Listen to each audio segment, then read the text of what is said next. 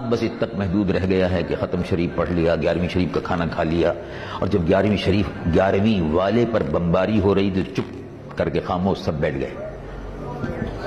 11ویں شریف دیتے رہتے، 11ویں شریف پکاتے رہتے، 11ویں شریف کھاتے رہتے۔ سبحان اللہ، کرنی چاہیے، بڑی برکت ہے، ہم خود کرتے ہیں، حاضر بغداد شریف بھی ہوتے ہیں، لیکن جب 11ویں والے پیر کے مزار پر بمباری ہو رہی تھی تو لوگ بیچارے خاموش ہو گئے تھے، کچھ نہیں بول رہے تھے۔ کیوں؟ اس لیے کہ حکومت ناراض ہو جاتی اور امریکہ ناراض ہو جاتا۔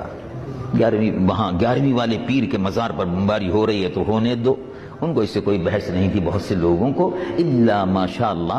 اور جو لوگ عملی طور پر عراق کی حمایت میں یا امریکہ کی مخالفت میں میدان عمل میں تھے، ان کو اسلام کے دشمن اور امریکہ کے ایجنٹ کی پروپیگنڈا کرتے تھے کہ ان کو صدام حسین سے پیسے مل گئے ہیں۔ صدام حسین تو پیسے بعد میں دیتا، پیسے تو پہلے 11ویں والے پیر دے رہے تھے، ان کا کھاتے آ رہے تھے ہم لوگ، وہ دے رہے تھے، ان کا کھا رہے تھے تو پھر انہی کا گا بھی رہے تھے۔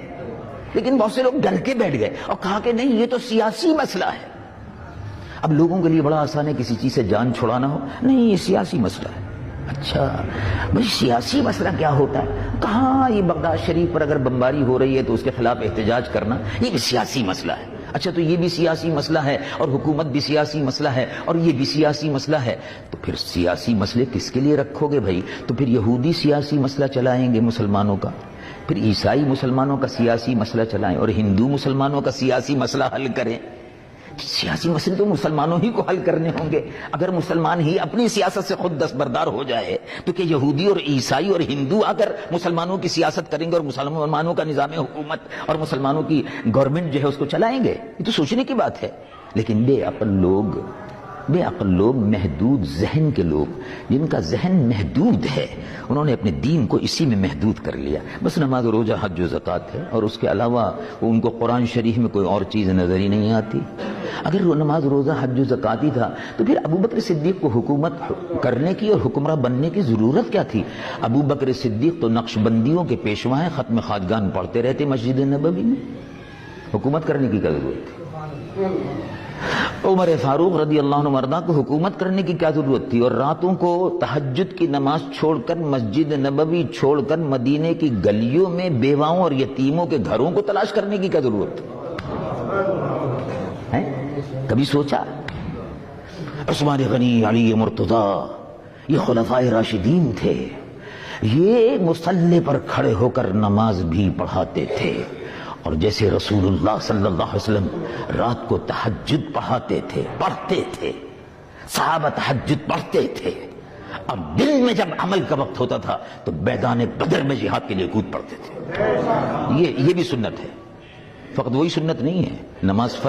نماز بھی فرض ہے، روزہ بھی فرض ہے، زکوٰۃ بھی فرض ہے، حج بھی فرض ہے، اور یہ تمام فرائض ہے، لیکن اسی کے ساتھ ساتھ جہاد بھی اس میں شامل ہے، اگرچہ فرض وہ نہیں ہے لیکن فرض کفایہ بہرحال اپنی جگہ پر موجود ہے۔ بہرحال بات یہاں سے چلی تھی کہ ایران فتح ہوا۔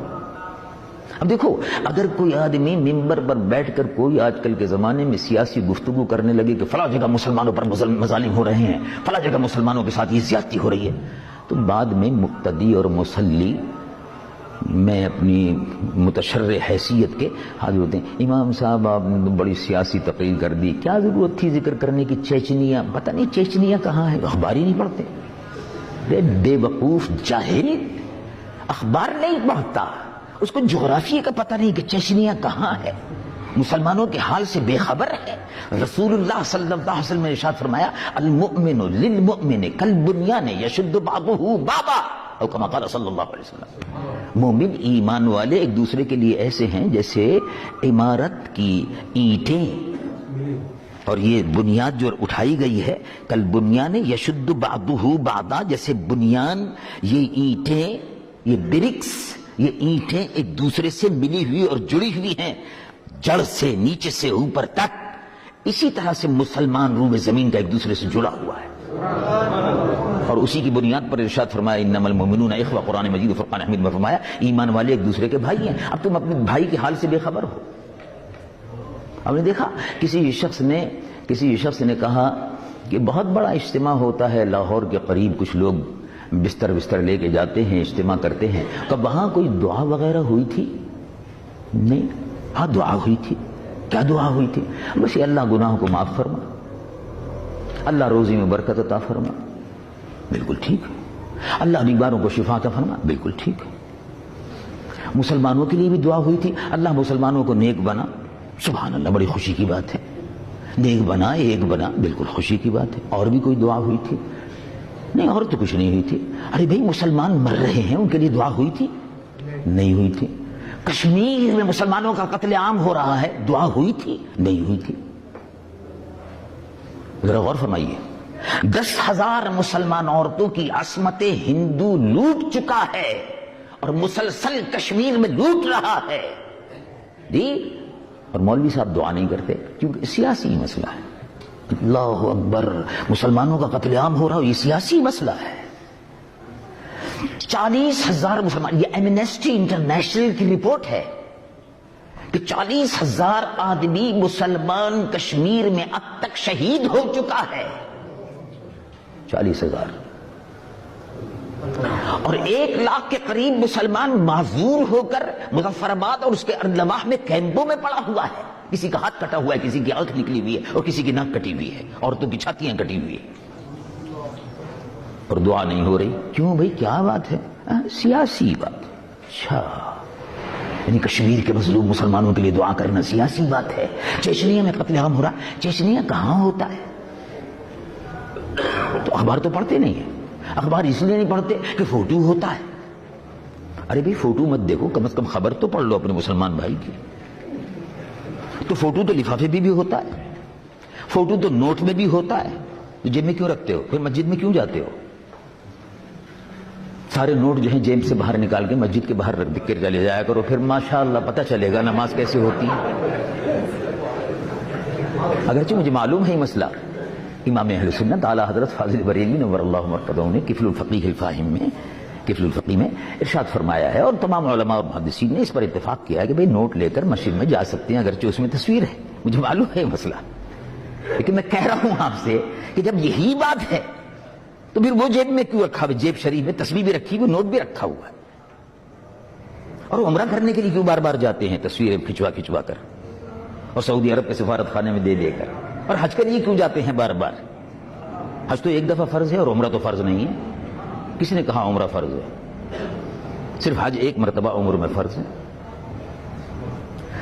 اور ویڈیو پر اور ٹی وی پر تقریریں بھی ہوتی ہیں، اور بعد میں کہتے ہیں کہ ٹی وی اور ریڈیو ٹھیک ہے، ویڈیو بھی ٹھیک ہے، یہ بھی ٹھیک ہے، لیکن مسجد میں نہیں آنا چاہیے۔ اچھا، اگر مسجد میں نہیں آنا چاہیے تو پھر اور جگہ بھی نہیں آنا چاہیے؟ جو چیز یعنی مسجد میں ناجائز ہے اور گھر میں جائز ہے، مسجد میں ناجائز ہے اور سڑک پہ ناجائز ہے، تو اس قسم کے مسائل میں لوگوں کو، چھوٹے چھوٹے مسائل میں مسلمانوں کو لوگ الجھا کر دین سے نفرت نوجوانوں میں پیدا کر رہے ہیں۔ اب آپ دیکھ لیجئے، ایک زمانے میں اختلاف شروع ہوا ایک مسجد میں جہاں میں خود بھی رہتا ہوں، ایک زمانے میں اختلاف ہوا اور 1 سال تک یہ اختلاف چلتا رہا، لاؤڈ اسپیکر پر نماز ہوگی یا نہیں ہوگی، ہوگی کہ نہیں ہوگی، ہوگی کہ نہیں ہوگی۔ مسلمان اسی میں لگے رہے اور اس میں بہت سی مسجدیں جو تھی وہ نکل کر بدعقیدہ لوگوں کے ہاتھوں میں مسجدیں چلی گئیں، اس لیے کہ ہم لوگ نماز نہیں پڑھتے تھے لاؤڈ اسپیکر پر، چلی گئی۔ کتنا بڑا نقصان دین کا ہوا۔ ہندوستان میں بھی یہی ہوا۔ اب 50 برس بعد، 25 برس بعد سنیوں کو عقل آتی ہے، 25 برس بعد عقل آئی کہ نہیں، تو بڑا نقصان ہوا، مسجدیں نکلنی شروع ہو گئیں، لاؤڈ اسپیکر پر نماز نہیں ہو رہی تو مسجد چلی گئی اور وہ شور مچنے لگا اور نماز میں دل جمعی نہیں ہوتی اور یہ نہیں ہوتا، اور مختلف چھوٹے چھوٹے مسائل ہیں، علماء کے مسائل ہیں، یہ علماء کے درمیان میں طے کرنے کے ہیں۔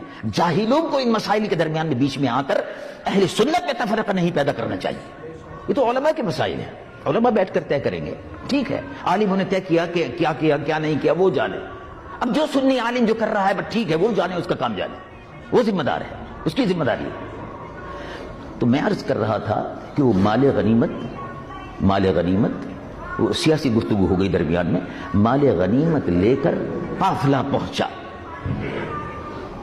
قافلہ پہنچ گیا، اور قافلہ جب پہنچا مدینہ منورہ تو سبحان اللہ غنیمت کا مال جب آیا تو مسجد نبوی میں رونق لگ گئی، تمام جتنی بھی شمعدان اور روشن دان اور بتیاں اور موم بتیاں، یہ سب اعلیٰ قسم کی چیزیں سب وہاں سے آئی تھیں، وہ سب سیدنا فاروق اعظم نے فرمایا سبحان اللہ دیکھو کیسے اچھے موقع پر یہ آیا، اب رمضان شروع ہو رہا ہے، جلدی سے مسجد کو سجا دو، روشن کر دو۔ مسجد روشن کر دی حضرت عمر نے، سبحان اللہ، مسجد روشن ہوتی ہے۔ مسجد نبوی تو ویسے ہی روشن ہے، مسجد نبوی تو ویسے ہی روشن ہے۔ اس کی سب سے بڑی مسجد نبوی کی فضیلت یہ ہے کہ اس مسجد میں جنت ہے جو کہیں نہیں ہے، سب سے بڑی فضیلت یہ ہے۔ ما بین بیتی، حضور پر نور صلی اللہ علیہ وسلم کا ارشاد مبارک، حدیث بخاری شریف، ما بین بیتی، دیکھو یہ میرا گھر ہے۔ حضور کا حجرہ مبارک مسجد نبوی میں جو حجرہ مبارک تھا وہی گھر تھا، اسی سے دروازہ مسجد نبوی میں کھلتا تھا، تمام صحابہ کے دروازے جو ہیں وہ مسجد نبوی میں کھلتے تھے۔ بعد میں حضور نے حکم فرمایا کل خوخۃ یغلق، سب کھڑکیاں دروازے سب بند کر دو الا خوخۃ ابی بکر رضی اللہ عنہ، ابو بکر کا دروازہ کھلا رہے گا، باقی سب کے دروازے بند کر دو۔ تو حضور پر نور صلی اللہ علیہ وسلم کا حجرہ مبارک کا دروازہ مسجد نبوی میں ہوتا تھا، اور سیدنا ابو بکر کا دروازہ مسجد نبوی میں تھا، اس سے پہلے سارے تھے وہ سب بند کر دیے گئے۔ تو مسجد نبوی میں ارشاد فرمایا ما بین بیتی، دیکھو یہ میرا گھر ہے، میرا حجرہ شریف یہی ہے، اور یہ میرا ممبر ہے، اور یہ میرا ممبر ہے۔ اے صحابہ، ما بین بیتی و ممبری، میرے گھر کے اور میرے ممبر کے درمیان میں یہ جو ٹکڑا ہے مسجد نبوی میں، روضۃ من ریاض الجنہ، یہ جنت کی کیاریوں میں سے ایک کیاری ہے۔ یہ مکے میں نہیں ہے، یہ مکہ شریف میں نہیں ہے، یہ بیت المقدس میں نہیں ہے، یہ کہیں نہیں ہے۔ اور پھر ارشاد فرمایا جب میں قیامت کے دن حشر کے میدان کی طرف اٹھ کر جا رہا ہوں گا، دائیں میرے ابو بکر ہوں گے، بائیں میرے عمر ہوں گے، اور اہل بقی میری پشت پر ہوں گے۔ پھر میں اہل جنت المعلا، پھر میں مکہ شریف کے قبرستان جنت المعلا کے لوگوں کو اپنے ساتھ لے کر میدان حشر کی طرف جب جا رہا ہوں گا تو یہ جنت کا ٹکڑا بھی میرے ساتھ جنت میں جا رہا ہوگا۔ تو جس نے اس پہ نماز پڑھی اس نے جنت میں نماز پڑھی۔ یہ جنت کی کیاریوں میں سے ایک کیاری ہے، روضۃ من ریاض الجنہ، جنت کے ٹکڑوں میں سے ایک ٹکڑا ہے۔ سب سے بڑی بات یہ ہے کہ اس سے پتہ یہ چلا کہ جنت جو ہے، اب مکہ شریف چلے جاؤ جنت نہیں ملے گی، بیت المقدس ہو جاؤ جنت نہیں ملے گی، محبوب کے در پر آ جاؤ تو مل جائے گی، در محبوب پہ آ جاؤ، یا رسول اللہ صلی اللہ علیہ وسلم۔ تو یہ مدینہ منورہ کی خصوصیت ہے، روح زمین پر کہیں نہیں ہے۔ اور بہرحال اعلیٰ حضرت امام اہل سنت محدث اور مجدد بریلوی نور اللہ مرقدہ نے بڑا صحیح فیصلہ فرمایا، ہم عشق کے بندے ہیں، کیوں بات بڑھائی ہے؟ مدینہ منورہ کے فضائل جو ہیں وہ تم آپ سن چکے، سبحان اللہ، بڑے عالمانہ اور بڑے ایمان اور مؤثر انداز میں حضرت نے بیان فرما دی، حضرت مولانا شبیر احمد صاحب نے۔ تو میں جو بات عرض کر رہا تھا وہ یہ تھی کہ مدینہ منورہ شریف میں وہ آئے اور کہا بھی مسجد نبوی کو سجا دو، سجا دیا، روشن ہو گئی مسجد۔ لیجیے صاحب رمضان شروع ہو گیا، اب پہلی رات تھی، اب جو مسجد بقائے نور بنی ہوئی تھی، کسریٰ کے محل کے جو وہ روشن دان تھے اور شمع دان تھے اور یہ سب لا کر جو سجائی گئی، اللہ اللہ، روشن مسجد۔ حضرت علی تشریف لائے، بھائی مسجد میں روشنی کیسے ہو گئی، کس نے کر دی، یہ کیسے ہو گئی؟ انہوں نے کہا حضرت عمر نے فرمایا۔ کیا بات، سبحان اللہ۔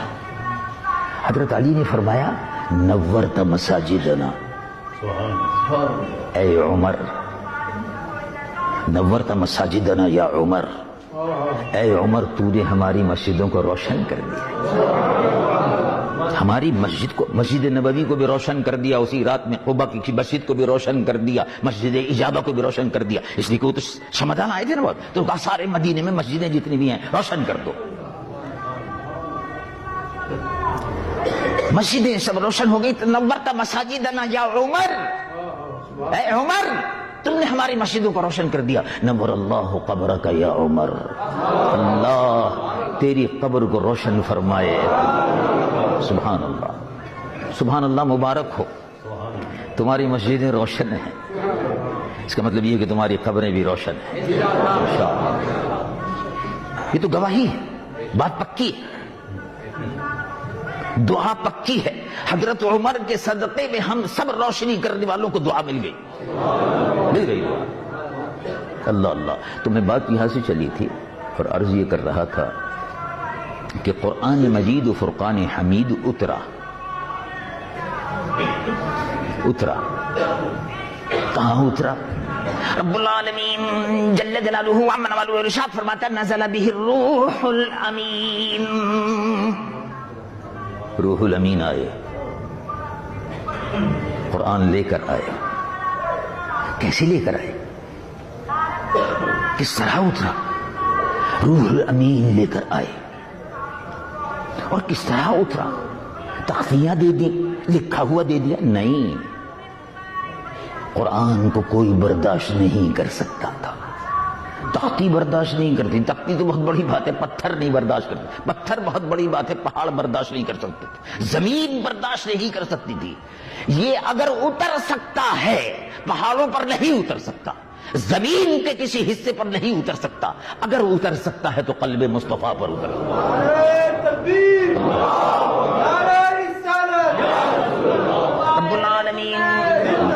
رب العالمین جل جلالہ عمن والو ارشاد فرماتا نزل به الروح الامین علی قلبک لتکون من المنذرین. قلب مصطفیٰ صلی اللہ علیہ وسلم پر یہ اترا, اور سبحان اللہ قلب مصطفیٰ سے قلب صحابہ پر منتقل ہوا. ہم اہل سنت کا قرآن جو ہے وہ چھپا ہوا نہیں ہے, چھپا ہوا نہیں ہے, چھپا ہوا ہے, چھپا ہوا موجود ہے. کاغذوں پہ بھی چھپا ہوا ہے اور دل پہ بھی چھپا ہوا ہے, دل پہ بھی چھپا ہوا ہے. معلوم وجہ سے فیکس ہو گیا. قرآن مجید و فرقان حمید کا حافظ جب پڑھتا ہے روئے زمین پر وہی قرآن پڑھا جا رہا ہے جو 1450 سال پہلے قلب مصطفیٰ پر اترا اور زبان مصطفیٰ پہ جاری ہوا صلی اللہ علیہ وسلم. اللہ تبارک و تعالی جل جلالہ عمن والہ اس قرآن مجید و فرقان حمید کو سننے کی اور اس پر عمل کی مجھ گناہگار و سیاہکار کو بھی توفیق عطا فرمائے. میں بھی بہت گناہگار و سیاہکار ہوں, میرے لیے بھی دعا کیجیے. اللہ تبارک و تعالی میری بھی مغفرت فرمائے, اس کی تلاوت کی برکت سے مغفرت فرمائے. عبداللہ ابن مسعود رضی اللہ عنہ وارضاہ, ہم حنفیوں کو فقہائے مدینہ میں شمار کرتے ہیں. سید الائمت سراج الامہ سیدی امام اعظم ابو حنیفہ نعمان بن ثابت رضی اللہ عنہ وارضاہ, ہم حنفیوں کے مقتداء و پیشوا رمضان المبارک کی تراویح میں ایک سپارہ سوا سپارہ پڑھتے تھے. ایک قرآن تراویح میں ختم فرماتے تھے حضرت امام اعظم ابو حنیفہ. تراویح کا ختم قرآن کرنے کے بعد, تراویح میں 20 رکعت میں پڑھنے کے بعد, اب اس کے بعد 20 رکعتیں روئے زمین پر حضرت عمر کے وقت سے 20 رکعتیں جماعت کے ساتھ روئے زمین پر پڑھی جا رہی ہے, روئے زمین پر پڑھی جا رہی ہے, ہر جگہ پڑھی جا رہی ہے. جن کو نہ پڑھنی چاہیے تھی وہ بھی مکہ شریف میں پڑھنے پر مجبور ہیں, پڑھ لیں. مدینہ شریف میں بھی پڑھنے پر مجبور ہیں, پڑھ لیں, پڑھی جا رہی ہے. اور جو نہیں پڑھنا چاہتے بہرحال ظاہر ہے ان کو حساب تو دینا ہوگا, 20 کا حساب دینا ہوگا. یہ بالکل ایسا ہی ہے. دیکھو ہم نے اور آپ نے, اگر کوئی آدمی یہ کہتا ہے کہ وہ تو 8 ہی ہوتی ہیں 20 نہیں ہوتی, اچھا ٹھیک ہے چلو, اگر ہم نے 20 پڑھ لی تو رمضان شریف میں نفل جو ہے اس کا ثواب سنتوں کی برابر, سنتوں کا فرض کی برابر اور فرض کا 70 فرضوں کی برابر ہے. تو چلو اچھا ٹھیک ہے، تراویح 20 رکعت نہیں ہے، اچھا ٹھیک ہے، چلو 8 ہی ہیں تو ہم نے 12 زیادہ پڑھ لی نا، تو قیامت کے دن ثواب تو ملے گا نا، اس سے تو محروم نہیں رہے۔ اور جس نے 8 پڑھی ہیں اس سے کہا جائے گا 12 اور پوری کرو، وہ اپنا جواب خود سوچ لے۔ ہمیں سنیوں کو کوئی فکر نہیں ہونی چاہیے، ہمارا حساب کتاب تیار ہے۔ انہوں نے کہا جی تم نے 12 زیادہ پڑھ لی، انہوں نے کہا ٹھیک ہے تو زیادہ ثواب دے دیجئے، آپ ہی کے لیے تو پڑھی ہیں، رمضان میں ہی پڑھی ہیں، نفل شمار کر لیجئے، ثواب دے دیجئے۔ تو گھاٹے میں تو نہیں رہے، 20 والے گھاٹے میں نہیں رہے، 8 والے ٹوٹے میں رہے، ان کا سودا گھاٹے کا۔ وہاں قیامت کے دن کہاں سے لائیں گے 12؟ وہ عمل کی جگہ تو ہے نہیں، وہ تو مقافات عمل کی جگہ ہے، وہ نہیں ہے۔ بہرحال عبداللہ ابن مسعود رضی اللہ عنہ وارضاہ کو فقہائے مدینہ میں شمار کیا جاتا ہے، اور فقہ حنفی کی زیادہ تر بنیاد جو ہے وہ سید الفقہاء